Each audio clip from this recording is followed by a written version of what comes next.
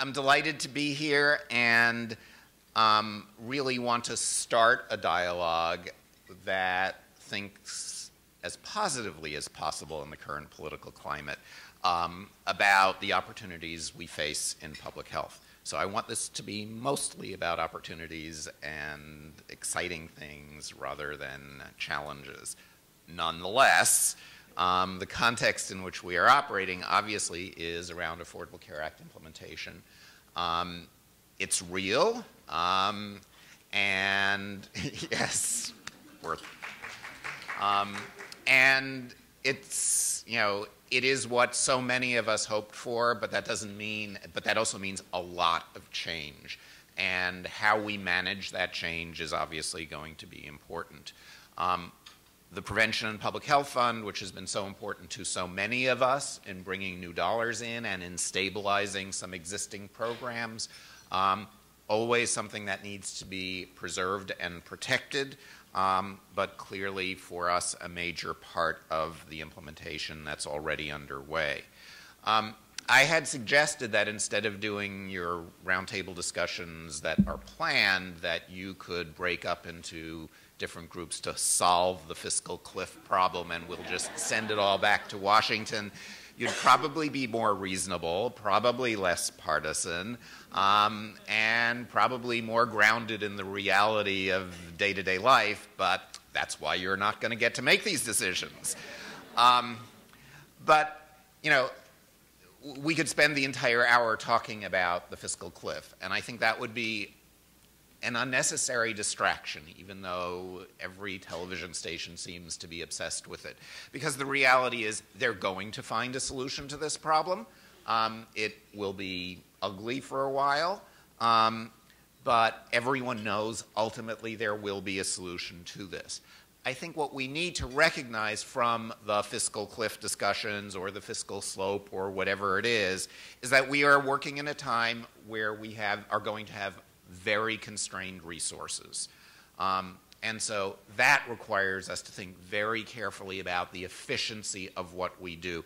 I was at a meeting earlier this week where someone talked about how we need to learn to improve many things by focusing on a few things.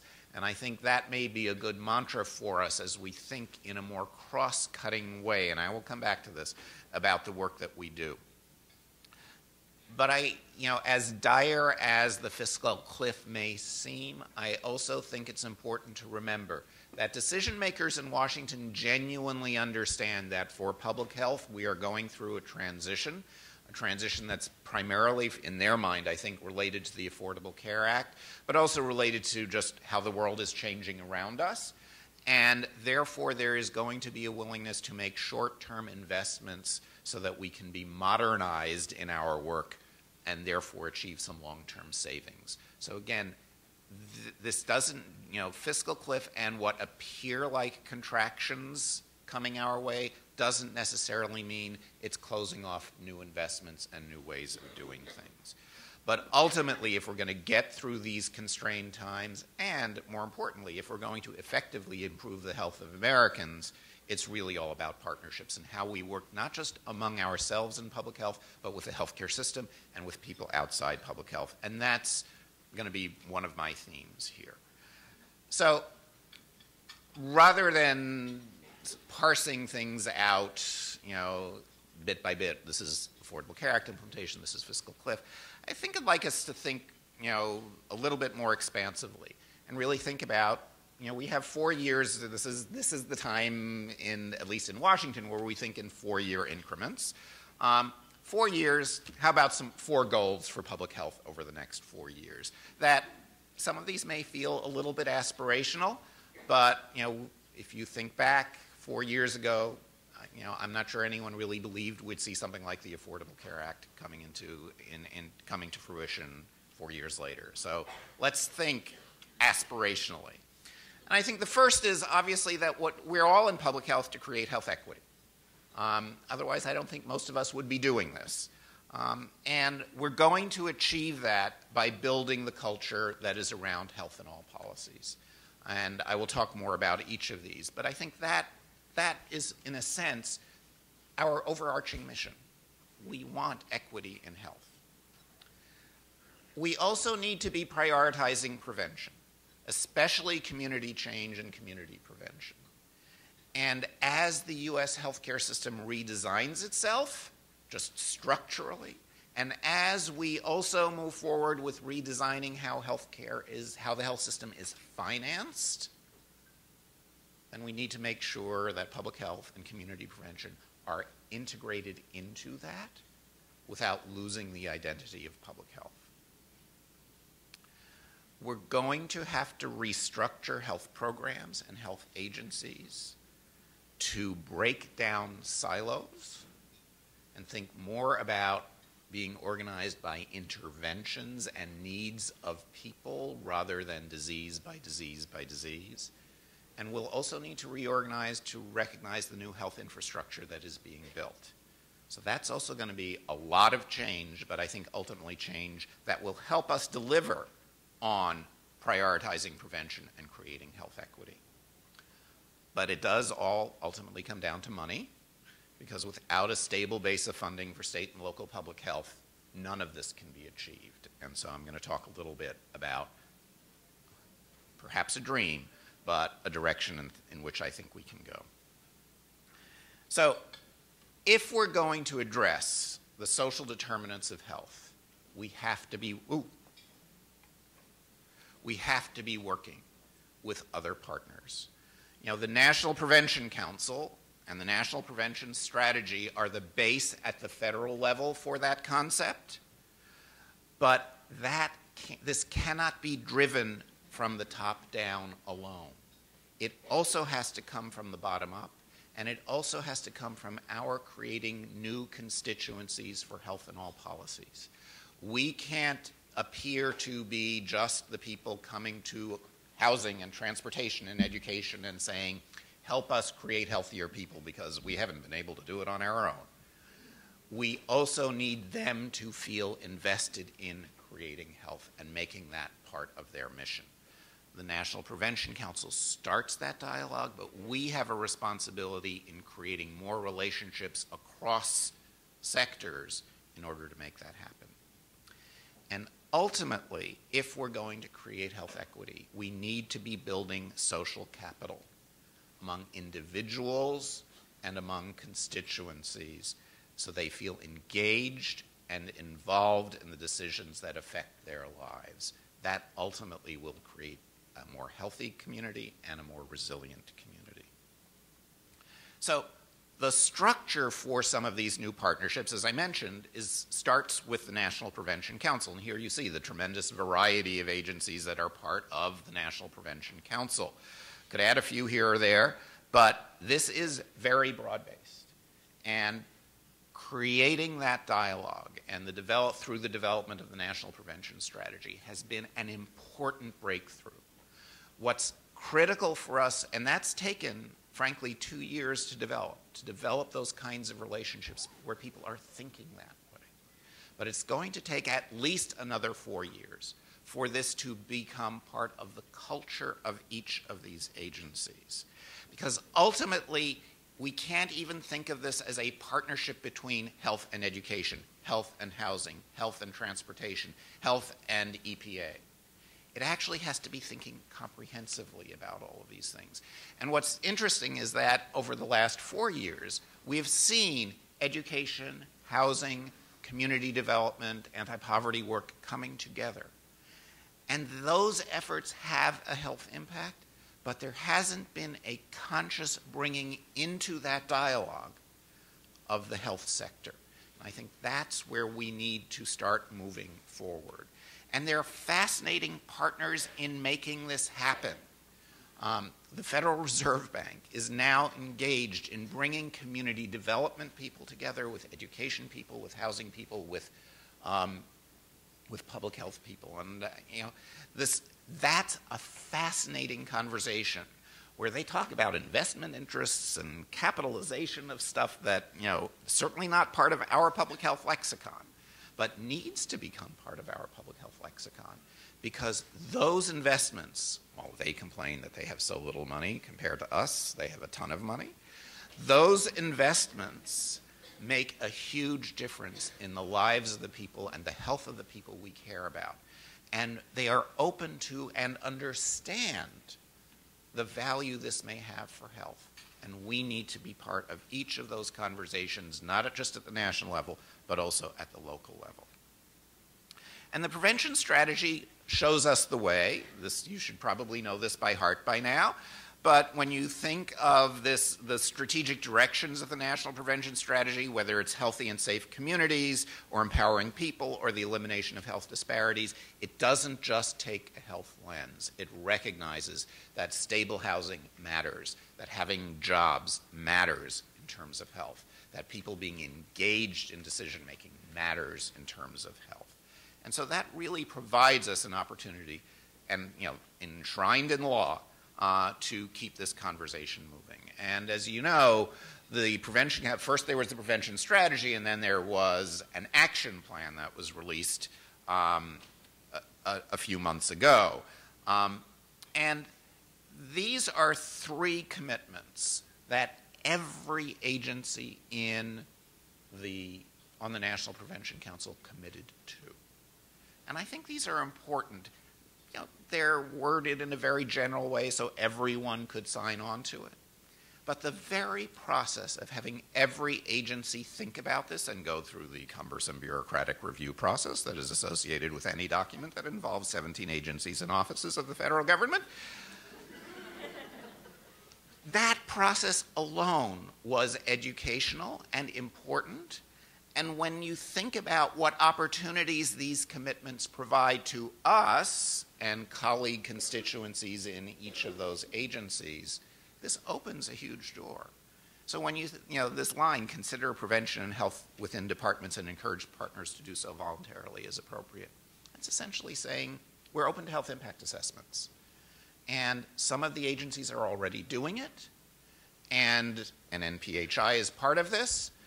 The National CDC is supporting work with members of the National Prevention Council and training of the National Prevention Council itself about health impact assessments. Increasing tobacco-free environments. The power of the federal government to do things is huge. And the Defense Department has said openly that they want to move towards creating tobacco-free bases. That would be a huge social change. That would have ripple effects throughout the community and a major impact on health. And we often forget the purchasing power of the federal government on a day-to-day basis, and by ensuring access to healthy, affordable food, not just in the workplace, but at meetings and through grantees, again, can have a huge impact on the market without lots of difficult regulatory efforts. But those partnerships are important, but we also need to pay close attention to the new kinds of partnerships within health that are going to be a result of the huge changes that are happening in the healthcare system. Some of them driven by the Affordable Care Act, and some of them just driven by the raw economics of healthcare. The first thing, as I mentioned earlier, is that we need to make sure that we structurally integrate prevention and public health into these new delivery systems. So we're hearing a lot about accountable care organizations and how they're going to have responsibility for their population. So the use of the word population health now has many, many different meanings. We think of population health as the community. A health system may think of population health as the population of their beneficiaries. We need to move from accountable care organizations defining population as their beneficiaries to their entire community. They're being paid to do that, and we need to make sure that we're part of that dialogue. But to do that effectively, we have to be willing to make the return on investment case for prevention within the health system and more broadly. And that's something that makes us uncomfortable and sometimes may be hard to do. But for a lot of what's driving healthcare costs, we have a return on investment to show, and we shouldn't be shy about making that case. Because I think ultimately what is going to be happening, the Affordable Care Act is very much, even despite the word affordable, in it is very much about access to insurance and access to coverage and access to services. It doesn't do a lot about cost containment. And why are we going off this fiscal cliff? I think everyone will acknowledge it's because a lot of it is about healthcare costs. And so there are going to be major initiatives around healthcare cost containment over the next several years. And a lot of that is going to begin to look like global budgeting. And it's a term that no one in Washington likes to use. People, when I mention it to the administration, they, oh, we would never say global budgeting. But accountable care organizations are, in a sense, a mini form of global budget. At a certain point, when Congress and the administration say this is how much we can spend on Medicare, that's a global budget. And we have states experimenting with global budgets. And those experiments vary. In Massachusetts, the global budget is literally around health care. In Vermont, the global budget covers everything, including public health. And that's where we need to be. As part of every one of these cost containment discussions, as part of every one of these discussions around global budgeting, public health has to be there, not just at the table, but part of that larger budget. Because my biggest concern is once people decide this is how much we spend on health, and if public health isn't inside that circle, they're going to ignore what's outside the circle. And it's going to be critical for us to define why we are important to that discussion and what we can contribute. And we're also going to have to take advantage of new opportunities that the Affordable Care Act is creating, including things like the new requirements around community benefit for nonprofit hospitals, where there's not just an opportunity to create a link with hospital systems around community health needs assessments, but also an opportunity to work collaboratively around implementation. So I have not figured out how to turn this off. This is a very busy slide, but really what this is about is, what this is saying is we have a role to play at the intersection of the healthcare system and its delivery of primary care, where payers and insurers and accountable care organizations are concerned about cost, where public health plays a role, and where community prevention and social determinants are addressed. That intersection is the common ground for us to be at the table. And what we need to be thinking about is how we bring those circles closer and closer and closer together so they ultimately become aligned, but none of them eclipse one another. That's sort of the challenge that's in front of us. There's a lot that's going to be happening at the national level to begin to make that happen. But the truth of the matter is that the Affordable Care Act, the Supreme Court has made this even more the case, has decentralized a lot of the decision-making associated with implementation. So as health insurance exchanges are created, some by your state, some by the federal government, but even the federal ones will be run at the state level. As decisions are made around Medicaid expansion, as decisions are made by hospital systems about how they're going to reform, how they're going to turn themselves into accountable care organizations, we have to learn the language of those health systems. We have to be there making our case. We have to bring them the expertise that they need to effectively contain healthcare costs. That's going to be a difficult slog, and it's going to require amazing amounts of patience. You know, if you talk to people from Massachusetts about what that transition looked like, it really meant creating relationships over years, not over days or months, before it became a true working relationship. But it can be done, and we have examples of it. In Akron, Ohio, Summit County, Ohio, they came together and formed what they call an accountable care community, which brings together a lot of the players that you would think about in the context of an accountable care organization. So you have the health systems and the university and the hospitals and some of the payers, but you also have legal aid, you have the Chamber of Commerce, you have the local health department. In fact, you have the full spectrum of what it takes to create a healthy community. Now, the truth of the matter is, this coalition was created in part because of concerns about healthcare costs. And the first issue they focused on was diabetes, because we all know that's one of the biggest cost drivers. But to effectively address diabetes could not be done through the best disease management within the clinical care system is insufficient. What happens in the community also is important. And once you move into the community, you're not just addressing those who are already sick, you're also doing primary prevention.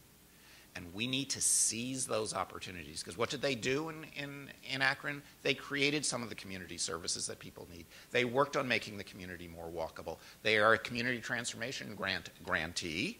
They're using some of that money to learn about land use planning. They worked with the local transit agency so that the bus route would go a little bit farther so it could actually take people to the local park so people could actually get out and exercise.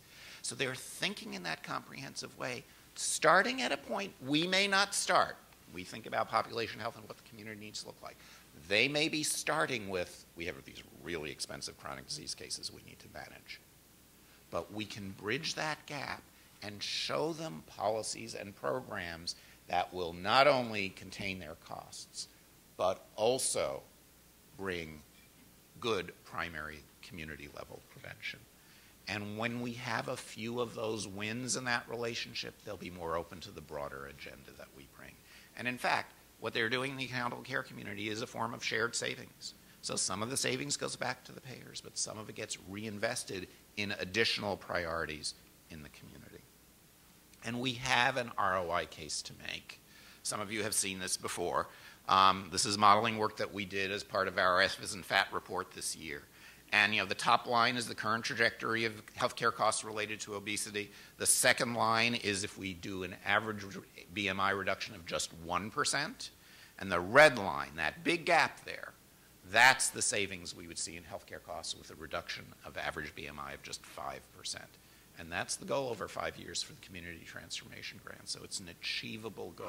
That doesn't mean we've eliminated the obesity problem, but it's a reflection that relatively small changes can make a very big difference, and that there is a return on investment for community-level interventions that will redound to the healthcare delivery system as well as to the public's health.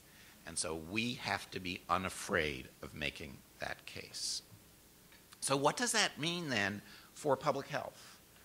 This is a lot of change. And, there was a new IOM report, there was an RWJ Resolve project thinking about, okay, so what does public health need to look like and how does it need to transition, especially in an era of health reform? And, for those of you who are involved in accreditation, this is going to look very similar. But these processes defined what they're calling foundational capabilities. It's things like information systems, and information systems have to look really, really different in an era of health IT than they do today. Health planning, partnerships, policy development as a core function of public health, communication and research and evaluation and quality improvement. The way we structure public health funding in the United States today, we don't think about the foundational capabilities. We think about, do we have a diabetes program? Do we have an HIV program? Do we have an STD program? Do we have a birth defects program? We do a disease condition by condition by condition. And those who are creative in public health then beg, borrow, and steal money from each of those categorical programs to create that foundational capability. I'm suggesting that we may be at a time where we can reverse that conversation and say that every health department ought to have these foundational capabilities, and our priority should be in creating those foundational capabilities so that we can do the categorical work better, so that we can work with the changing healthcare system better, so that we can guarantee no matter where an American lives, they are served by a health department with these capabilities, and perhaps just as importantly, no matter what health system is thinking about partnering with public health, they can be sure that these capabilities are there as well, because those are the capabilities that we bring as added value to the healthcare system. They can set up a categorical disease-specific program, and they often do. they can't do these things. At least they can't do them as efficiently as effectively and effectively. And they are the core to what public health has to offer. So that means we have to look at each of those core capabilities or foundational capabilities. We need something. Foundational capabilities is just too many syllables. And truly modernize our core systems. So if we're going to get away from this categorical notion, we have to think about what that means at each level. So surveillance and epidemiology is my favorite case study of this. I've never met a disease group that doesn't think they shouldn't have their own surveillance system. And, you know, I come out of HIV where we have a gold-plated surveillance system. And so now every disease group's I want one just like HIV has. But the problem is that the HIV system was created at a point in time. And what's actually happened is that as needs have changed, instead of fundamentally realtering how we do that surveillance, we keep adding another layer, and it becomes more and more complex and more expensive. And practically none, with one exception is around healthcare-associated infections, practically none of these systems were developed in the true era of health IT. The opportunities we have with health IT to learn so much more about the health of our communities in a really systematic way, and to perform a quality assurance function for the larger healthcare system, because only public health will be that independent collector of all these, analyzer of all these data, and that can put it up against what the broader needs of the community are, not just the population that those health systems are serving. That's a tremendous opportunity, but it will require a huge reframing. If you made a list of all of the different surveillance systems and surveys that CDC funds right now, it's pages and pages and pages. So one of the things that I think we need to be doing in this very difficult fiscal time is saying to the government, you need to invest in changing how we do surveillance, make that upfront investment, and I'm willing to bet we'll have some savings in the long term and we'll have better data. We also have to look at our categorical programs and streamline those. Very difficult politically, probably an easy case to make in this room, a very hard case to make back in Washington. You know, just trying to bring together some of those chronic disease programs is very, very, very hard to do. You know, one of my favorite quotes, and it's so old now that I can't really, I don't throw it up on slides, was from Melody Barnes, who was the domestic policy advisor for President Obama for the first 3 years of his administration. Gave a talk once where she talked about how, you know, people don't get up in the morning and say, I'm going to have a cancer day today, or actually she used the example, I'm going to worry about housing today, I'm going to worry about education tomorrow, and I'm going to worry about health the next day. In the same sense, you know, when people get up in the morning and say, well, I'm going to exercise today. Well, I'm exercising today so I prevent diabetes, and tomorrow to prevent obesity, and the next day to prevent cancer, and the next day so I won't be depressed. It doesn't work that way. And we need to think about, so that goes back to my very first slide about, you know, how do we have these cross-cutting interventions that help in a lot of places? The politics of Washington work very much against this. And that, to me, may well be one of the opportunities of the fiscal cliff, where we can't necessarily afford to have those multiple infrastructures. And we maybe can force that dialogue in a cross-cutting way. And, you know, that's going to be very painful because it's not just constituencies. You know, a member of Congress, I created this program for this, you know, this part of that disease. They're going to have to let go of that ownership, too. So it's going to be very hard. But we have to do that. It's not just the cross-cutting nature of efforts across agencies like the National, that are reflected in the National Prevention Council. It's within health as well. And we have to focus investment in creating partnerships, because that's the ultimate solution to what we need to be doing. And community transformation grants, I think, are a model for that in terms of both leadership and in sharing resources. So that too is, you know, this is sometimes we may get more for the public's health If money goes to a local education agency to improve the quality of the food that kids are getting, even if the money isn't coming directly to a public health agency, as long as there's a partnership there to make sure that things are done well. Then there are some more difficult questions. The Affordable Care Act is going to force us to think much more comprehensively about the notion of payer of last resort. It will no longer be acceptable from the, I think, the perspective of this administration that has put so much political capital into expanding insurance coverage. It will not be acceptable to use categorical dollars for something that a third-party payer can and should be paying for. That may mean restructuring how public health delivers certain services. And the advisory group that I chair has been actually pushing CMS to provide much broader coverage under the Medicaid program for community-based activities by, what public health would be considered a non-traditional provider in a non-traditional setting, providing non-traditional services. But we may think we're traditional. They think we're non-traditional. What can I say? But we have to embrace that because that's the reality. And, in a time of scarce resources, it's sort of not ethical to be spending categorical dollars on something that insurance companies or Medicaid or Medicare should be paying for. So we have to figure that one out. It's going to be challenging.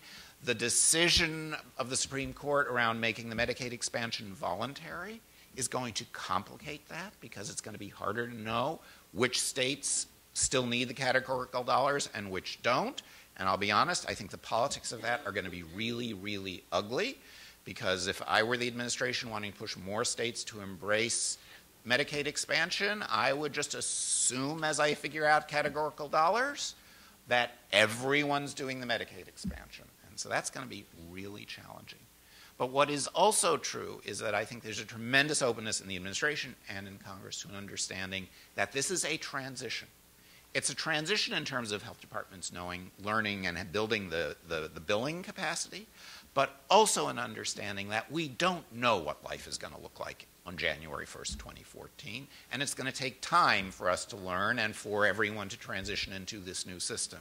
And so I think there's an understanding that the programs as they currently exist need to stay in place, at least at the beginning, till we learn what is going on, and because to achieve the goal of enrolling more and more people in insurance coverage of some kind, whether it's public or private, it's the public health programs that have the relationships with those who need to be brought into the system. So there's opportunity there as well. But as we look at what is happening in the insurance world and in the third-party coverage world, we also need to make sure that public health is doing what it must do and not just what it necessarily has always been doing. So that sounds like I'm putting a lot of burden on what happens at the local level, but the federal agencies need to reflect this new reality as well. And that probably means thinking differently about how HRSA and SAMHSA and CDC structure their programs, perhaps even how those agencies are structured. HRSA and SAMHSA are both service delivery agencies. And as we move toward equity in substance abuse and mental health services with the healthcare delivery system, does having two separate bureaucratic structures make sense? Do we need to think more, again, outside the categorical world as we're removing a lot of those different categorical requirements, if we believe my previous slide, then how do those agencies' bureaucracies change and their grant mechanisms to you all change so that things are more efficient? You shouldn't have to just be doing the integrating at the ground. The federal government needs to do that integrating at the top so that your life is made easier as well. So a lot of change. And to make that change and to really do all of these things, we need to think about how we fund public health differently. So this is truly the dream part of this talk. But I'd like to think that we can move to a place where if we really make an effective case for these foundational capabilities, and we show through the accreditation process that more and more health departments actually have those foundational capabilities, and we convince policymakers that every American should be served by a health department with those foundational capabilities, maybe the first federal public health dollars are ones that will guarantee that those capabilities. They cannot be subjected to the vagaries of state budgets, which are far more reactive to recessions than the federal budget is. In fact, the federal budget is much more countercyclical than state budgets. And maybe that becomes the primary federal responsibility in public health, to assure those foundational capabilities. And maybe the federal government says, you know, in the Medicaid expansion, they're encouraging people to take on the Medicaid expansion by saying for the first few years, we're paying 100%. And it's actually going to be 90%, you know, it'll go down to 90%, but it's going to be a really good deal. Maybe we do that with foundational capabilities too, where the federal government guarantees that. That doesn't mean there aren't going to be categorical programs needed. That doesn't mean there aren't going to be disease-specific programs needed. But those become second tier, and that second tier can be supported by the federal government, perhaps with a larger match from the state and local level. And there may be additional things that states and localities decide they want to do, and they can use, that's where they can use their local resources to have to recreate some of the variety that is needed across the country. If we do that, if we do this, I think we create a very different kind of base. We then open ourselves up to a very high level of accountability. But it is the core of what is needed in order to accomplish not just the disease prevention stuff, but also the preparedness things that are expected, to have that kind of common capacity. That is, I think, the federal responsibility in a very, very diverse nation. What it says, too, and this can be done, let me be clear, without the federal government dictating what state and local public health needs to look like. Because if the deal is, the federal government says to states, you just assure us that every community has these foundational capabilities. You can do it as a centralized process, you can do it as a decentralized process, you can do it as a regionalized process. It doesn't matter. The condition of award is you demonstrate, presumably through accreditation, that you have these foundational capabilities. That's the bottom line. So I think it doesn't take away the diversity of our health systems across the country, or our public health systems across the country, but it guarantees a floor. So can we do this? You know, 4 years ago, had we been sitting around the table, would we have really have thought accreditation would have taken off the way it has? Probably not. Did anyone really think health reform was going to happen, even though everyone was running on it? You know, some of us are old enough to have been scarred by 1994, and, you know, oh, yeah, well, we're going to talk about it, we're going to write this damn law, and we're going to go through all this stuff, and is it really going to happen? You know, I think 4 years ago, people even wondered whether we could create this health and all policy lens at the federal level, and we have. Certainly 4 years ago, it was a little bit of a dream to think that there would be a mandatory funding stream for public health, or that we would see literally billions of dollars over the last 4 years in new investments in an approach to community prevention. So it can be done. We just did it. We made major changes over the last 4 years in a very, very difficult economic climate. So we can do this too as the economy is beginning to pick up. Because ultimately, the status quo is not an option. What we're doing isn't working. It isn't achieving the health goals that we want. And it's not going to, the status quo is not going to survive in this evolving health system. Because we've gotten so much of what we wanted, things like health reform, we now have to adapt to accommodate those changes. So I think we can think about Healthy Public Health 2016, where accreditation is tied to assure funding of foundational capabilities, where population health is integrated into new systems of healthcare delivery and financing, where health inequities are reduced by partnership across sectors, and we therefore have a healthier and more resilient nation. So let's talk about it.